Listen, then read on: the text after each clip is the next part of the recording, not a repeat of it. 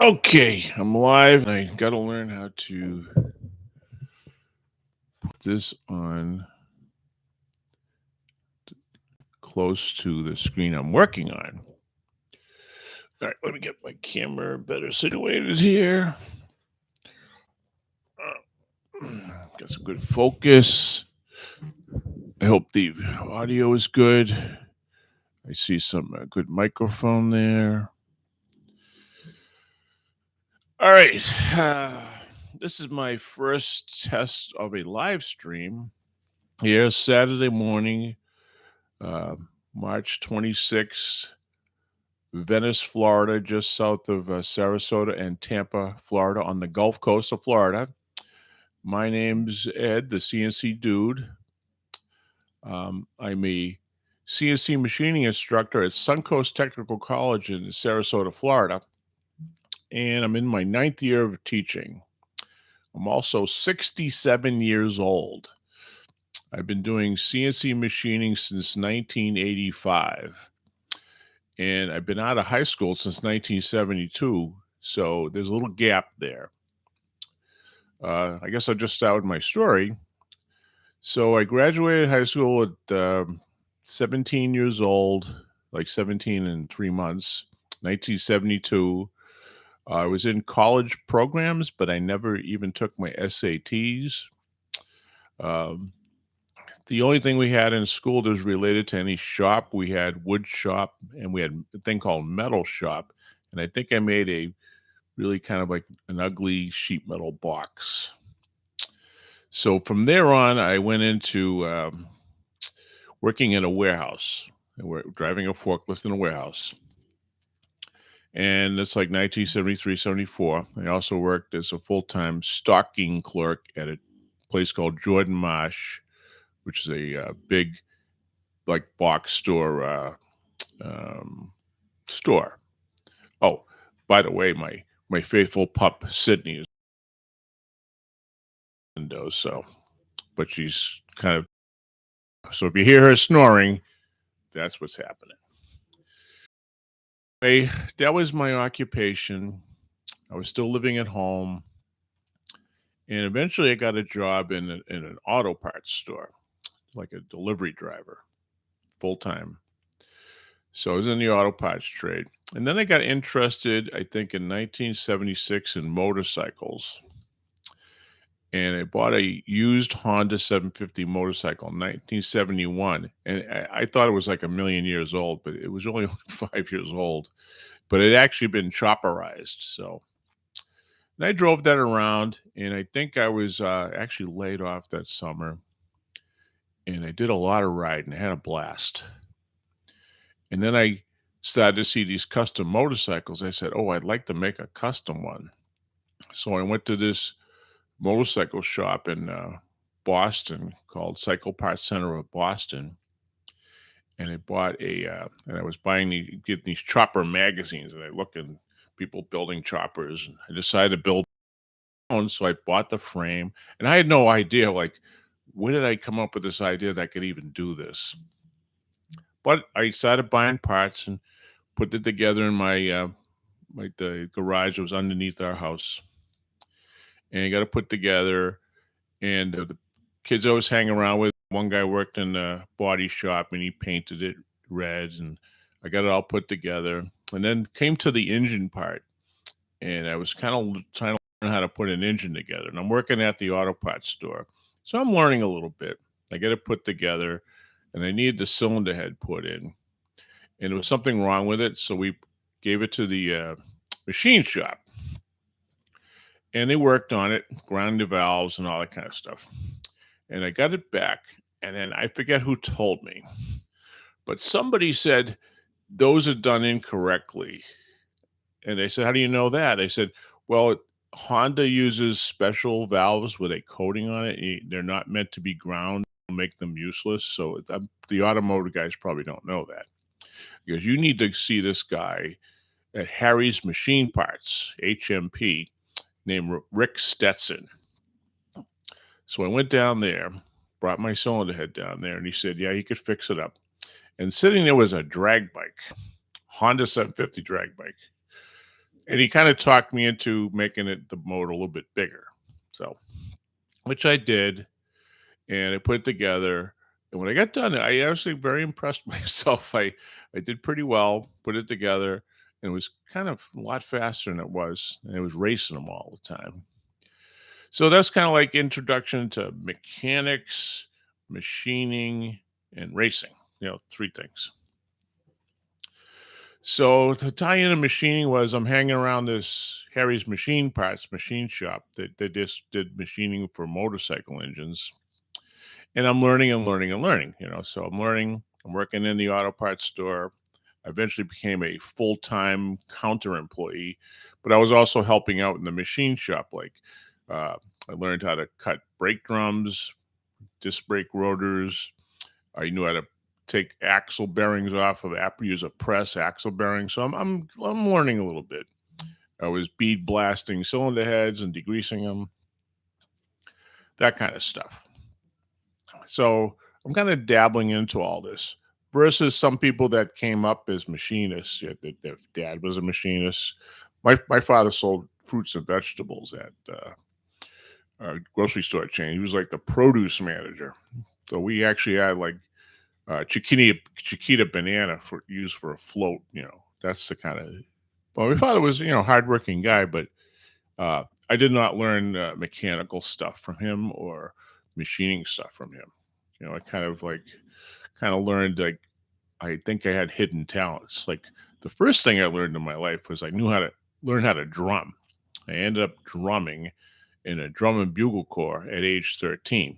And the only reason Stevens said, "You should go," and there's girls there. So we went, and they just, "What do you know how to do?" And I'm like, "I me a drumsticks," and I was drumming to me. So, and Ricky Stevens didn't stay, and I ended up staying for quite a long time. Um, so I had a natural talent for drumming. I'm not saying I'm the best drummer in the world, but I had a talent to hold my own. And we're in a competitive drum and bugle corps circuit, so we had to learn to get better at it and execute and things like that. So I learned that I had talent for things. Now, when I went to high school, I actually felt out of place there because when I was with the drum people, I felt pretty good because I was able to show my skills amongst other people who had skills. At high school, I was like, I don't know what to do. I don't know if I'm supposed to hang around with the football players or am I supposed to hang around with the, the guys smoking pot all the time, or and I was trying to like be friends with everybody, but I was just kind of more of an outsider where I knew a lot of people, but I wasn't like the man. So no way. So I did the drumming thing up to age 17, and then I dropped out of it for some reason. Right after I graduated, I said hang around my buddies, and I stopped doing that. And later on, I really missed doing that, and I ended up doing it again in the 1990s. But I'll get to that later. So kind of wandered around after high school, taking the menial jobs. Ended up in the auto parts business, and I thought that was going to be my career as I was getting into my mid 20s. And I'm starting to go out with the same girl all the time. We had an apartment together and stuff like that.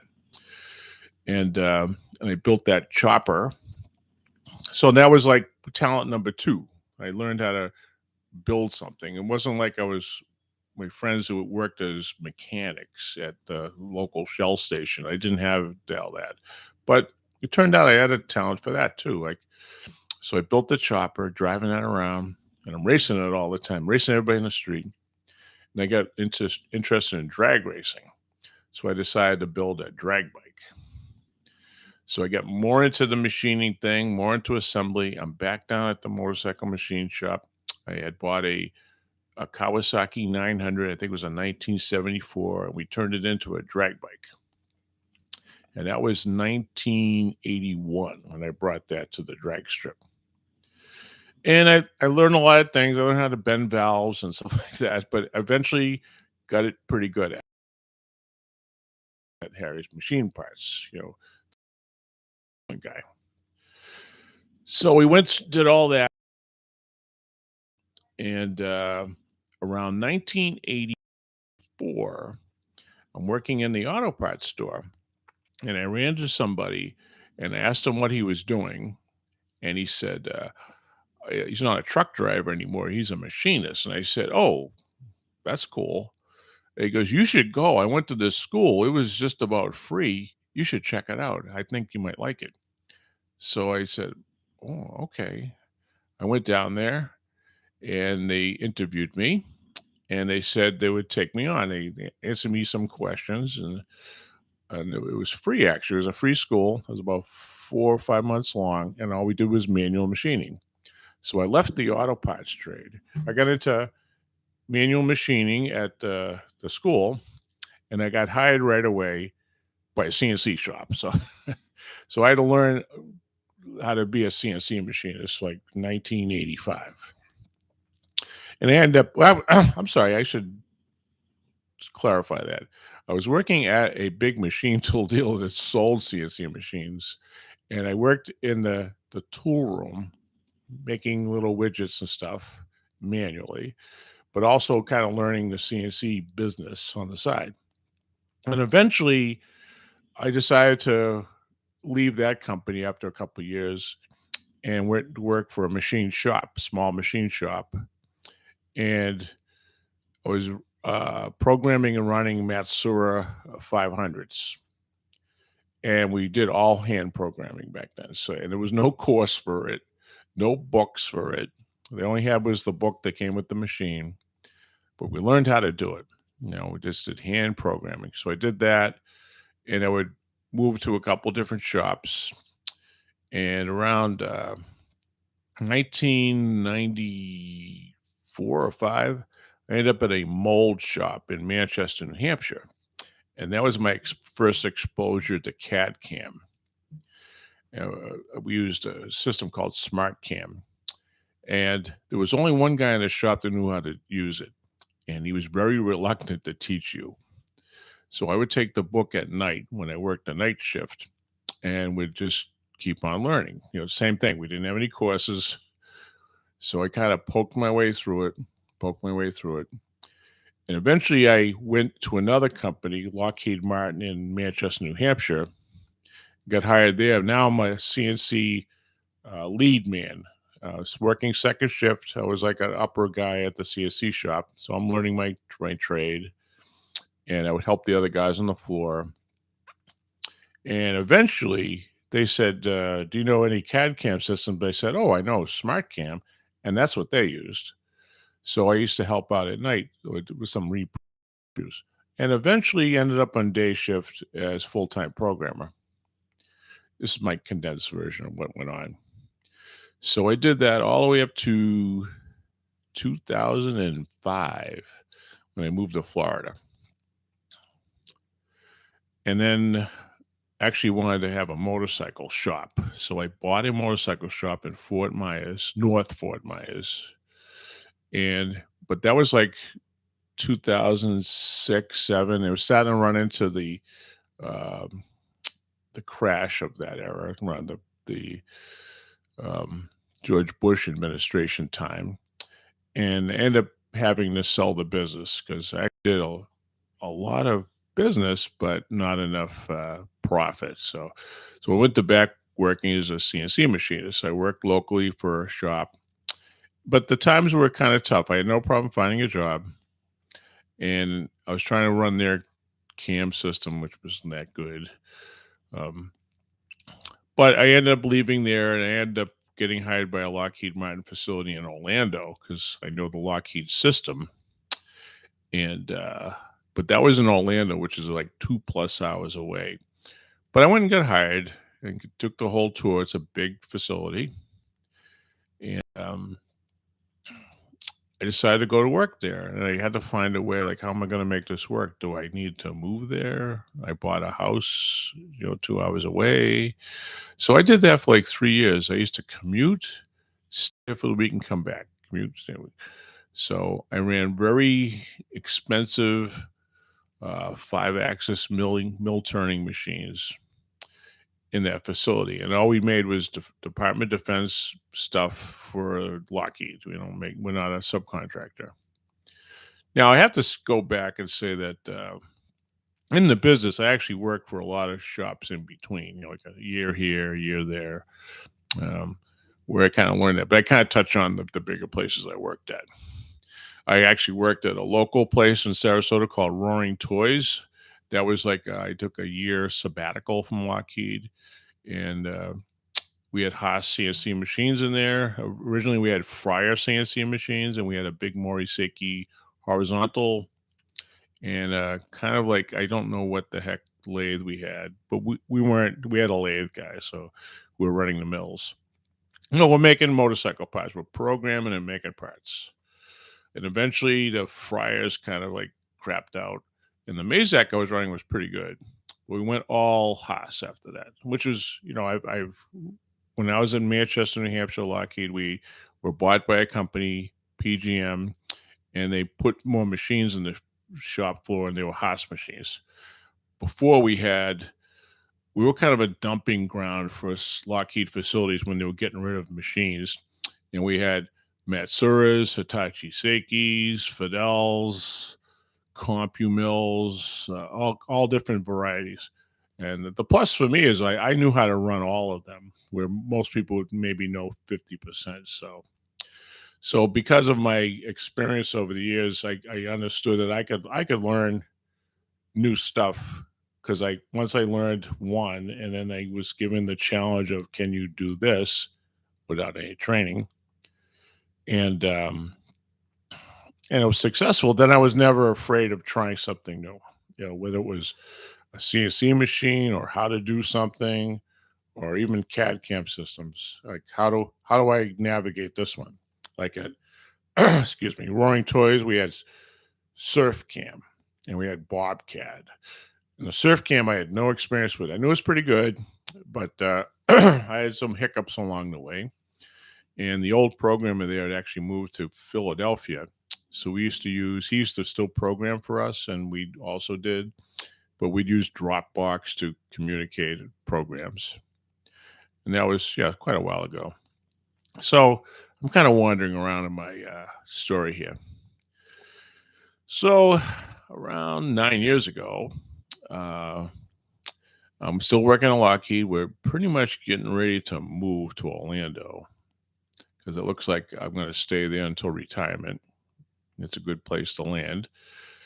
And I was approached by a salesman at the Haas HFO in Tampa and said, "Do you know the school near your house is looking for a CNC machine shop instructor?" And I said, "Oh no, you should go check it out."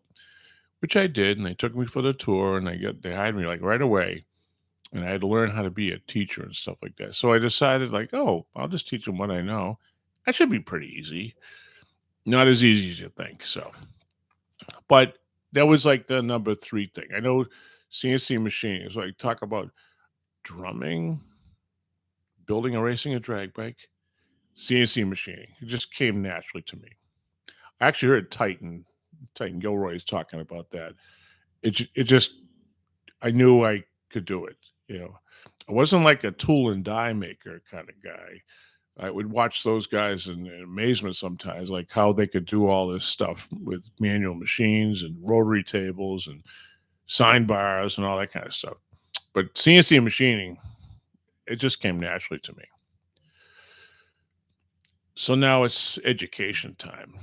And I realized that on the job, when I was working second shift in Manchester, I'd have to go like my boss, Bill Abdell, would say, "Can you go help out Pete? He's having a problem." And some guys would just fix the problem and walk away. And I ended up giving a lesson. Oh, you should look at this and maybe how you load it. And because I was not afraid of losing my job by giving away information. My machine shop instructor in that school I went to after the auto parts trade said, "I'll give you some." He always gave me some advice, and he was right on with the advice. He said, "You're going to meet probably three different kinds of people in the trade." He goes, "Most people will share most of what they know.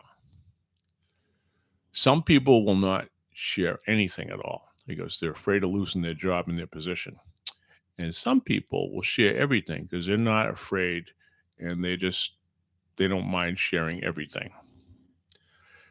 And I think I fell into that last category. I was unafraid of sharing what I knew. And not that I was a genius. I was just learning from other people and probably a little bit of natural talent, but combined. I would learn how to learn, whether it's book learning, being shown, asking questions, or figuring it out. So now I'm an instructor, and I could teach people what to do, but I had to come up with an organized plan like a teacher would.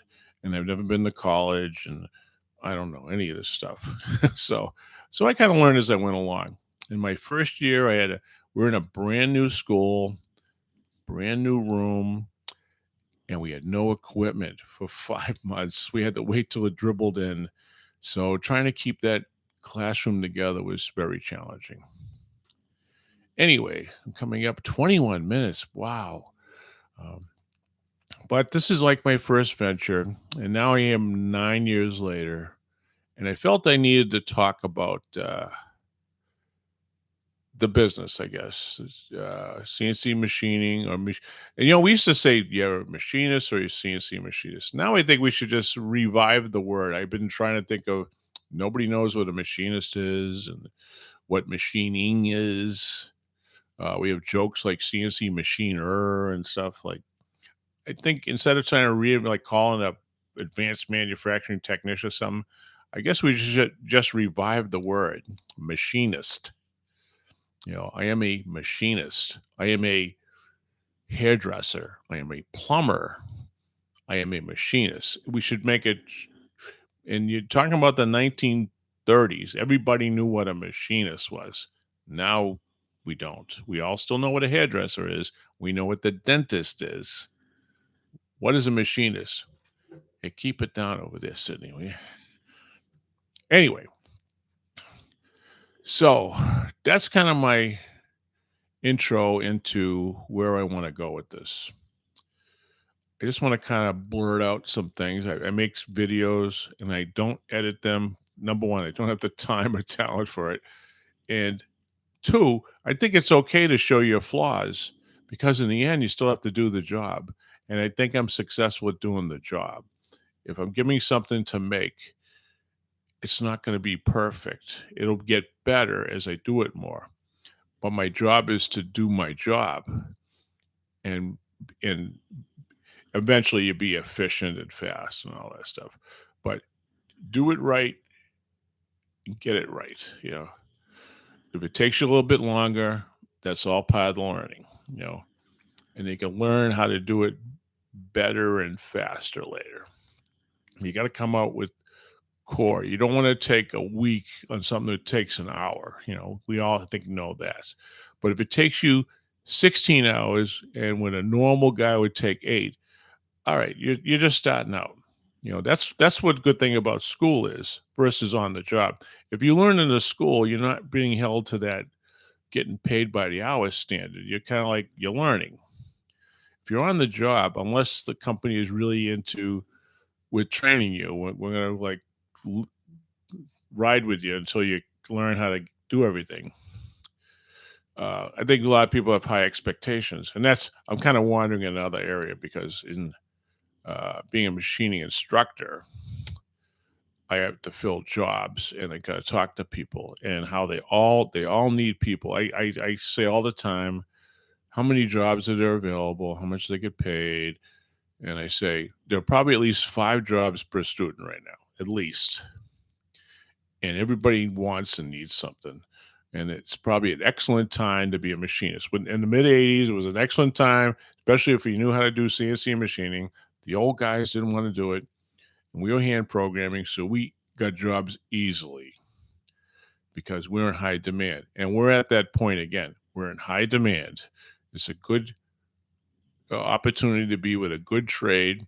And in Florida, it's probably the only place you're going to work in air conditioning. You don't want to be like working for the HVAC people fixing air conditioning problems or a roofer in Florida, I see those guys. I'm like, oh, how can they work on the roof? It's 93 every day and humid as heck. So, all right, I'm gonna end this now. This is the CNC Dude signing off. Um, and I'll hope to talk to you some more later. Okay, talk to you later. Bye.